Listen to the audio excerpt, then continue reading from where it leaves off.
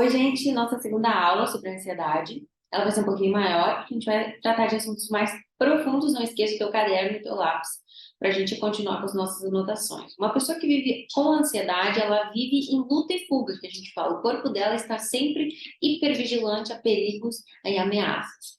É como se ela tivesse várias teorias da conspiração contra ela mesma o tempo inteiro, como se a vida dela pudesse dar errado a todo momento. Vamos pensar o quanto isso é limitador da nossa vida. Porque a gente não consegue nem ser espontâneo, a gente não consegue fluir, a gente não consegue ser criativo, a gente não consegue nem se colocar em situações que podem destravar a nossa vida ou nos colocar em oportunidades de crescimento. Porque a gente está sempre pensando o pior cenário. Quando a gente fala de desenvolvimento, a gente pode pensar nesse travar, né, da nossa linha de evolução. Porém, a gente tem a nossa própria vida pessoal, onde as pessoas que estão em contato com a gente, estão vivendo as suas vidas e além de se preocupar com a minha própria saúde, meu próprio bem-estar, eu posso me preocupar com o bem-estar dos outros. Pensar que os outros correm perigo, pensar que eu corro perigo, pensar que o mundo é extremamente perigoso e eu posso ter uma ideia equivocada do mundo, pensando que ele é muito mais perigoso do que realmente é, e eu passar o dia inteiro pensando sobre isso. Eu não vou questionar se o mundo é perigoso ou não, porque a gente sabe que é. Só que a gente não pode pensar o dia inteiro sobre os perigos do mundo, porque senão a gente não vai conseguir realmente fazer nada na vida. É muito diferente quando a gente tem uma preocupação e a gente pode fazer algo a respeito dela. Por exemplo, se eu for sair na rua e eu tiver algum receio de ser assaltada, eu vou me cuidar com os meus itens pessoais, eu vou cuidar com, às vezes posso nem sair com o celular ou poder guardar em algum lugar mais seguro as coisas que eu tenho algum apreço, né?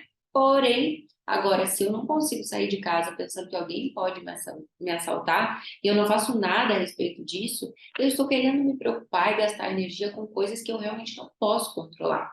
Então, a ansiedade, ela fica girando muito em torno das coisas que a gente não pode controlar e imaginando cenários muito ruins das situações que eu venho vivendo. A vida, ela está sempre estimulando a gente e não só estimulando no mau sentido ou no bom sentido, mas a vida está acontecendo, ela está girando, né? E ela está fluindo. E se eu for me preocupar com tudo de ruim que pode acontecer, eu realmente não vou ter condições de viver uma vida mais leve ou uma vida coerente. Então vamos entrar um pouquinho no modelo cognitivo dos teus pensamentos, no que é gatilho, como é que se formam esses gatilhos, e eu vou trazer esse recurso visual para a gente ver juntos. Que algumas situações vão nos gerar pensamentos que vão nos gerar emoções e vão fazer a gente se comportar de certa forma. Então, uma situação, por exemplo, apresentar um trabalho.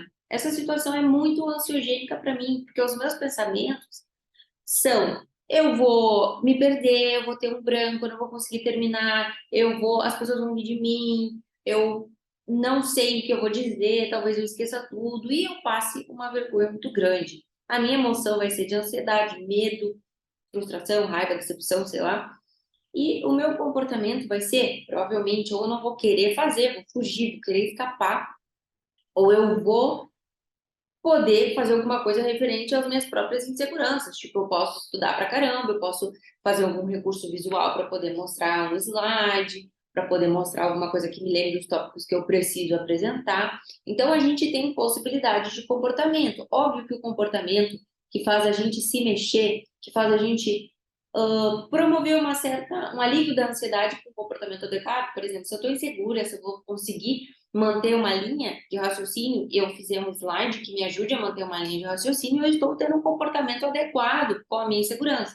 Agora, se eu evito, eu quero desmarcar, o meu corpo até pode fazer com que eu evite, eu ficando doente, eu ficando com algum desconforto e eu não posso apresentar essa apresentação, eu vou estar evitando a situação e isso, a evitação é um mecanismo de defesa que nós temos que ele mais gera sintoma do que alivia, porque quanto mais eu evito uma situação, maior é o medo, ou o receio, ou a minha própria limitação de repertório de atuação.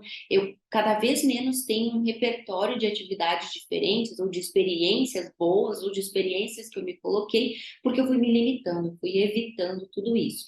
Então, essa situação, pensamento, emoção, comportamento, isso tem que ficar muito bem colocado dentro da tua cabeça e nas tuas anotações também. que a situação vai me gerar um pensamento. Eu quero que tu imagine aqui, ó, um pensamento que vai me gerar uma emoção e vai fazer que eu tenha vontade de me comportar de alguma forma. Eu faço esse movimento para que tu grave isso. Por que que a gente precisa disso? Porque toda vez que a gente tem uma emoção, provavelmente, certamente tem um pensamento que está me fazendo ter essa emoção. Agora, se eu tenho um pensamento diferente, eu provoco uma emoção diferente. Vou te dar um exemplo, na mesma pegada do que a gente estava falando. Se o meu pensamento é, eu vou me dar bem nessa apresentação, essa é uma mensagem que eu preciso passar, eu tô com o conteúdo afiado, o professor vai gostar de ver que eu me preparei para isso, eu tenho uma boa dicção, eu falo bem, sei lá, coisas nesse sentido, a minha emoção vai ser de felicidade. Ou, por exemplo, não, eu estudei o conteúdo, eu vou fazer uma apresentação normal, o professor vai poder me avaliar, não tem nenhum perigo essa situação. A minha emoção vai ser mais neutra e o meu comportamento vai ser mais positivo, porque eu vou querer estar nessa situação. É um trabalho que eu preciso fazer e tudo bem. Então, os nossos pensamentos, eles podem estar distorcidos, nos fazendo ter uma emoção muito negativa. E a gente vai falar no próximo vídeo qual é a emoção, qual é o pensamento, perdão, qual é o pensamento, que tipo de pensamento que me faz ter muita ansiedade, qual é a distorção de pensamento. Então, para esse momento, gente, anota isso que eu te falei. A situação me ativa um pensamento que me ativa uma emoção e faz eu me comportar de certa forma. É importante que a gente perceba os pensamentos, para pensar nas emoções e perceber que a gente está se comportando de acordo com esse movimento de pensamentos e emoções. Tá bom? Beijão e até o próximo vídeo.